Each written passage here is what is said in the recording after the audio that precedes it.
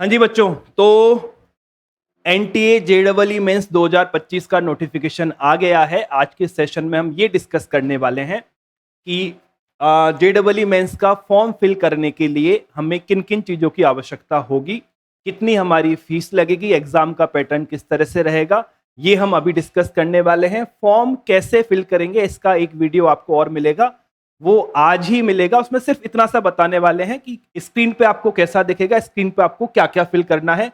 बाकी सारी डिटेल आपको इसी सेशन में मिलने वाली है, ठीक है।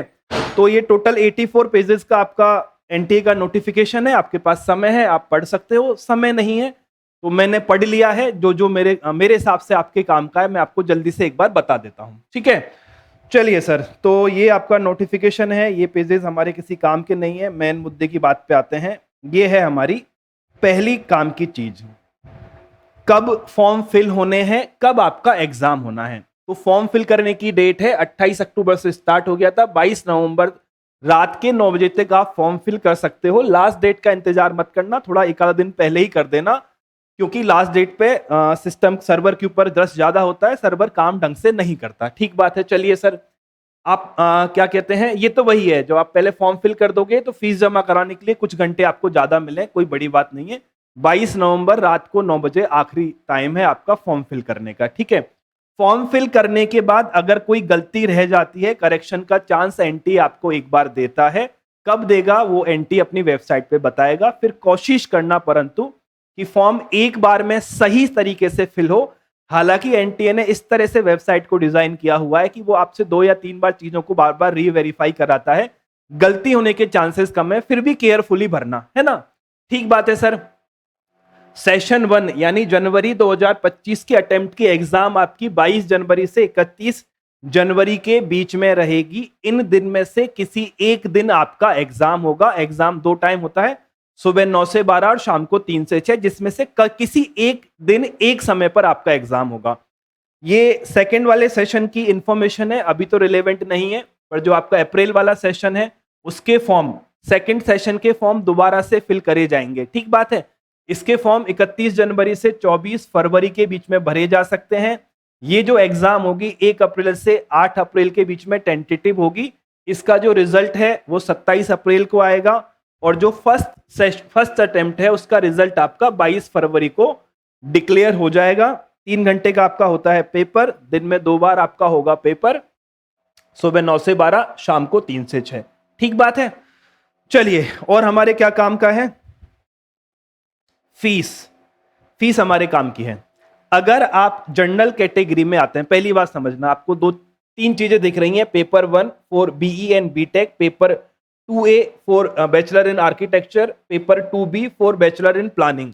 ये नीचे वाले हम में से ज्यादातर बच्चे ऑप्ट नहीं करते हैं। 99% बच्चे जो हमसे जुड़ के पढ़ रहे हैं वो पेपर 1 का एग्जाम देने वाले हैं। अगर आपका स्पेसिफिक है तो आप आपके हिसाब से भर सकते हो, बाकी हमें ये वाला पेपर देना है, करेक्ट है। अगर आप जनरल कैटेगरी से हैं, आपकी फीस है 1000 रुपए for male and 800 for female. अगर आप EWS प्लस ओबीसी हैं, नॉन क्रिमिलियर, तो आपकी फीस 900 प्लस 900 या 800 है। अगर आप SC ST या फिजिकली चैलेंज से आते हैं तो आपकी फीस है 500 रुपए। जीएसटी इसके ऊपर है। अगर 18% जीएसटी होगी तो 1000 वाली जो फीस है उसमें 180 रुपए और ऐड हो जाएंगे, तो 1180 रुपए की आपकी फीस लगेगी, और सब्सिक्वेंटली नीचे आपके चेंजेस होंगे। बाकी हमारे काम का नहीं है, हमें पेपर 1 देना है। ठीक बात है। चलिए मुद्दे की बात, अभी आप जो ये पैसा चुका रहे हो ये फर्स्ट अटेम्प्ट के लिए चुका रहे हो, यानी कि जो जनवरी 2025 में एग्जाम होगा उसके लिए आप ये फी पे कर रहे हो। जो अप्रैल 2025 का जो अटेम्प्ट होगा उसके लिए आपको फिर से पैसा देना रहेगा, उसके लिए आपको फिर से फॉर्म फिल करना रहेगा। हालांकि सेम वेबसाइट सेम आईडी से ही फॉर्म फिल होगा, जो अभी बताऊंगा आपको एक आईडी जनरेट होगी, उसी आईडी से आप सेकंड अटेम्प्ट का फॉर्म फिल करोगे, उसकी फीस आपको अलग से देनी है। तो जो बच्चे सिर्फ सेकंड अटेम्प्ट देना चाहते हैं उनको अभी भरने की आवश्यकता नहीं है, वो सेकंड अटेम्प्ट में भर सकते हैं। पर मेरा ये सजेशन है आपको दोनों अटेम्प्ट देने चाहिए, बाकी आप अपने हिसाब से डिसाइड कर सकते हैं। चलिए, और हमारे क्या काम का है सर, फॉर्म कैसे फिल होगा। फॉर्म फिल करने की ऑफिशियल वेबसाइट है, अभी बता देता हूं मैं आपको एग्जैक्टली देखकर, JEE main.nta.nic.in। यहां पर जब जाओगे तो आपको पहले न्यू रजिस्ट्रेशन करने के लिए बोलेगा। तो स्टेप नंबर 1 आपको रजिस्ट्रेशन करना रहेगा, जिसमें आपका नाम, आपके पिताजी का नाम, आपके माताजी का नाम, आपका जेंडर, आप ये सब फिल करोगे। एक पासवर्ड आप क्या कहते हैं अपने लिए चूज करोगे, तब जाके आपका रजिस्ट्रेशन होगा और आपको क्या बोलते हैं एक रजिस्ट्रेशन नंबर दे दिया जाएगा। ये रजिस्ट्रेशन नंबर आपके आगे हर एक जगह काम आएगा। कैसे करेंगे इसका वीडियो में एक और बना दूंगा आपको, ठीक है। तो स्टेप नंबर 1 आप एनटीए की वेबसाइट पे जाके अपने आप को रजिस्टर करोगे। स्टेप नंबर 2 रजिस्टर करने के बाद अपनी पर्सनल इंफॉर्मेशन फिल करोगे। क्या क्या चीजें आपको चाहिएंगी, एक तो आपको चाहिए फोटोग्राफ, एक आपको चाहिए आपका खुद का फोटोग्राफ, एक आपको चाहिएगा सिग्नेचर, एक आपको चाहिए क्लास 10th की मार्कशीट या सर्टिफिकेट। ठीक बात है। जो फोटो आप यहाँ पे अपलोड करो वो आपके पास फिजिकल होना चाहिए और ठीक ठीक कॉपीज में होना चाहिए, क्योंकि जब आप एग्जाम देने जाओगे तो यही फोटो आपसे मांगा जाएगा और जब बाद में आप कॉलेज वगैरह जाओगे वहां भी आपको इस फोटो की आवश्यकता पड़ेगी। तो फिजिकल अपने पास रखना, जरूरत पड़े तो और भी आप बनवा सको, ऐसा अरेंजमेंट रखना। ठीक बात है। अब ध्यान से समझना, जो आपका फोटो है उसकी फाइल का नाम आपको फोटोग्राफ रखना है। क्या बोल रहा हूं मेरी बात सुनो। जो आपका फोटो है उसकी फाइल का जो नाम है वो आप रखोगे फोटोग्राफ। उसका फॉर्मेट होगा जेपीजी या जेपीईजी और साइज होगी 10 केबी से 300 केबी के बीच में, अदरवाइज सिस्टम एक्सेप्ट नहीं करेगा। ठीक है। सिग्नेचर, आप एक पेपर पे अपना सिग्नेचर करोगे। सिग्नेचर जो है आपका, उसकी फाइल का नाम आप रखोगे सिग्नेचर, फॉर्मेट आपका रहेगा, फाइल का नाम रखोगे सिग्नेचर, फॉर्मेट जेपीईजी या जेपीजी होगा, साइज 10 से 50 केबी के बीच में रहेगा, है ना। जो आपका 10th क्लास की मार्कशीट है इसका नाम आप रखोगे क्लास 10th सर्टिफिकेट। लिख लो कहीं यहाँ पे, फोटोग्राफ का नाम ये, साइज ये, फॉर्मेट ये वाला। आपका सिग्नेचर का नाम सिग्नेचर, फॉर्मेट ये, साइज ये वाली। जो क्लास 10th है आपकी उसकी मार्कशीट का नाम आप रखोगे class 10th certificate, format PDF. Class 10th की जो मार्कशीट है वो आपको पीडीएफ फॉर्मेट में अपलोड करनी है। बात समझ आई? क्या करनी है?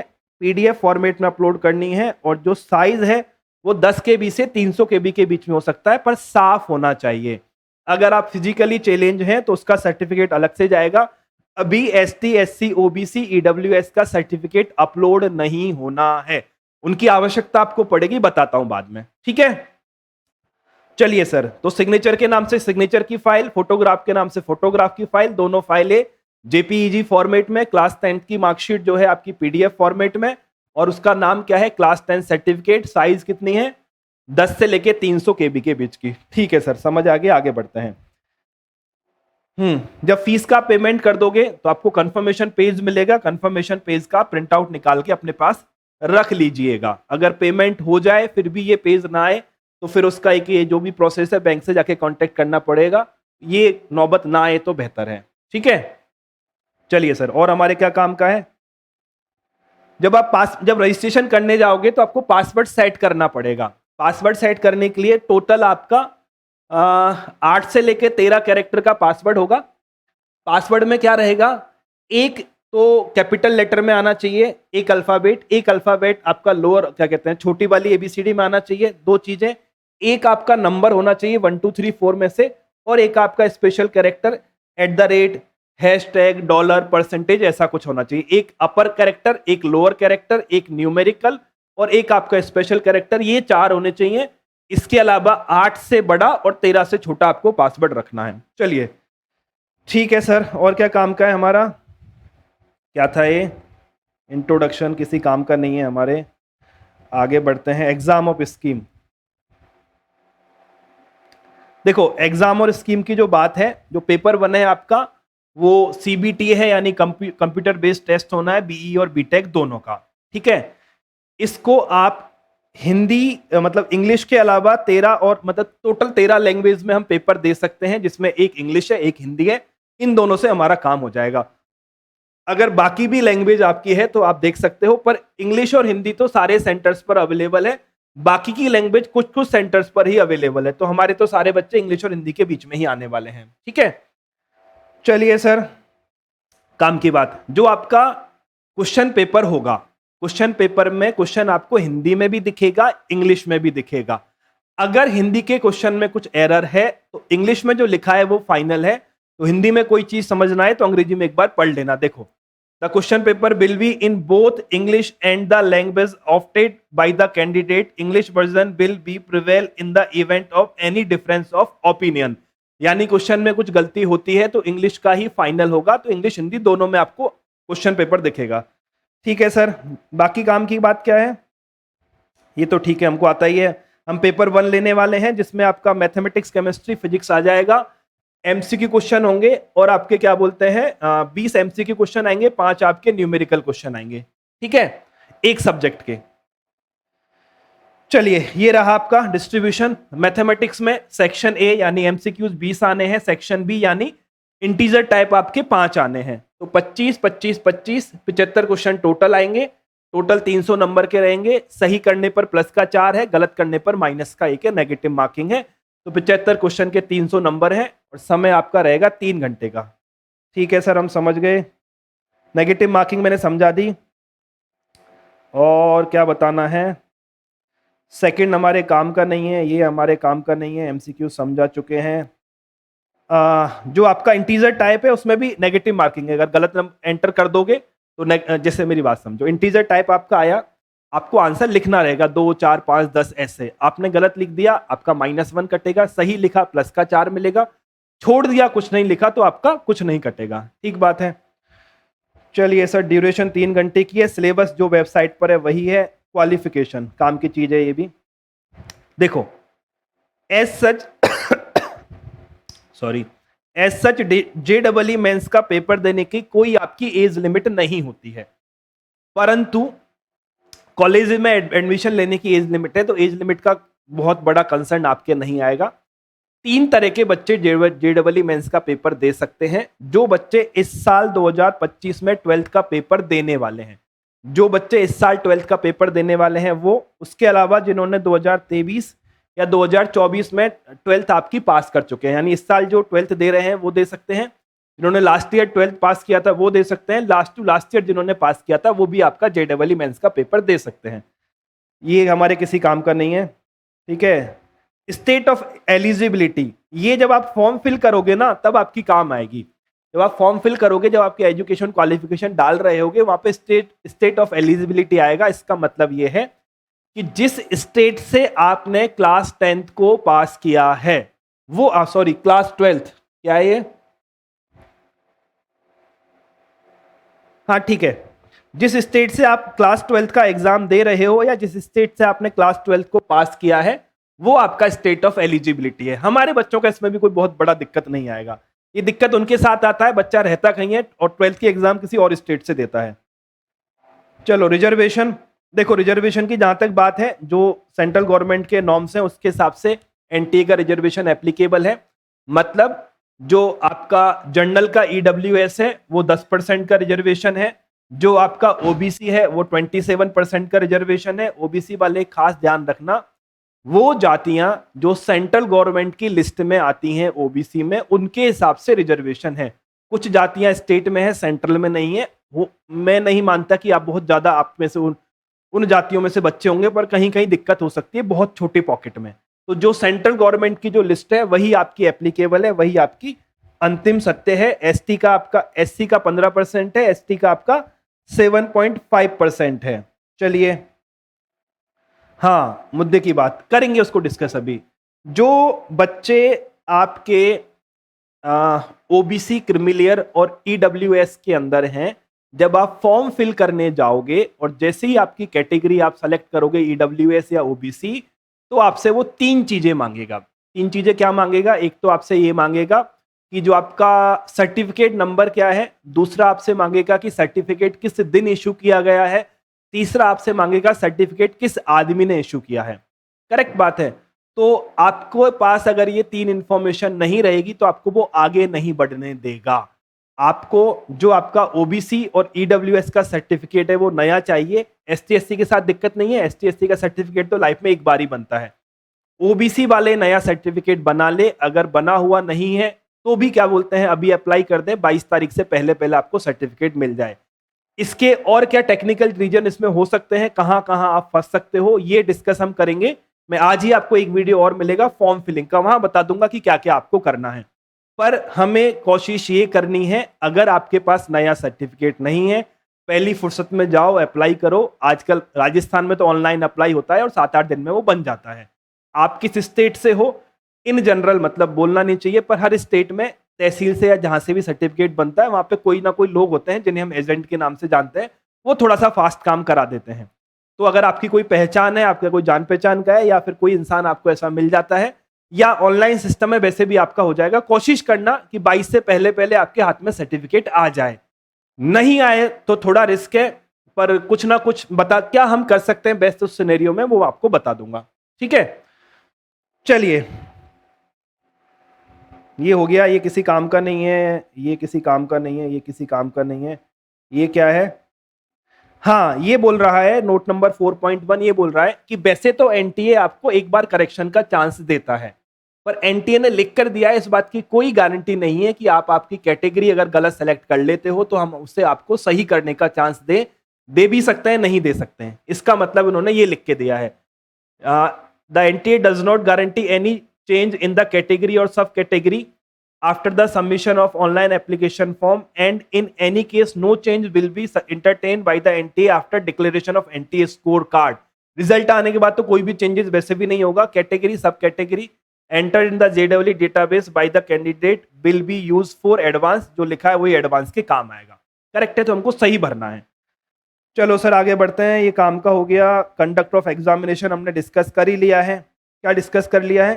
किन किन जगह पर एग्जाम होगी, तो इसका आपको ये जो आपका क्या कहते हैं पीछे अपेंडिक्स 7 के अंदर सिटी डाली हुई है। आपको टोटल 4 सिटी चूज करनी है। जब आप फॉर्म फिल करोगे तो आपको आपके आसपास की टोटल 4 सिटी चूज करनी है। कोशिश करना आपके सबके पास की आप 4 चूज कर लो। हो सका तो 4 में आपका कहीं ना कहीं एग्जामिनेशन सेंटर आ गया। अगर वहां पर ज्यादा बच्चे हुए तो आपका सेंटर कहीं और भी जा सकता है। ठीक बात है, इसकी लिस्ट इसके अंदर पीछे दे रखी है। चलिए सर एडमिट कार्ड हो गया। शेड्यूल ऑफ एग्जाम हम डिस्कस कर ही चुके हैं। इंपॉर्टेंट, ये तो एग्जाम टाइम की बातें हैं, जब एग्जाम आएगी तब डिस्कस करेंगे। इनमें से कुछ भी ले जाना अलाउ नहीं होगा, ये भी एग्जाम के टाइम की बातें बाद में डिस्कस करेंगे। रफ वर्क करने के लिए वहीं से आपको पेज मिलेगा, उसी पे आपको रफ वर्क करना है। ठीक है, चलो अनफेयर मीन कोई चोरी चकारी मत करना, ईमानदारी से पेपर देना, अदरवाइज वहीं आपको अटका देंगे वो। चलिए सर, तो ये 40 पन्ने हमारे हो गए हैं और बस यही मोटी मोटी बात थी। इसके अलावा कहाँ गया? ये सिटी के नाम है। ठीक है, तो ये सिटी के नाम है जहां जहां पर आपका एग्जामिनेशन सेंटर आएगा। स्टेट है, स्टेट के बाद आपको सिटी दे रखी है। तो देखो मेन मुद्दे की बात तो यही थी, मोटा मोटा हमने डिस्कस कर लिया है। क्या क्या हमने डिस्कस कर लिया है? हमने डिस्कस आपका कर लिया है कि सर क्या क्या डिस्कस कर चुके हैं। 22 तारीख से पहले पहले फॉर्म फिल करना है। हम अगले 1 या 2 दिन में फॉर्म फिल कर देंगे। अगर जिनके पास सर्टिफिकेट का प्रॉब्लम है वो कोशिश करेंगे 17-18 तक सर्टिफिकेट बनाने की। बन गया तो नए सर्टिफिकेट से फिल करोगे, अदरवाइज क्या करना है बताता हूं। नया फोटोग्राफ बढ़िया अच्छा सा खिंचा लेना।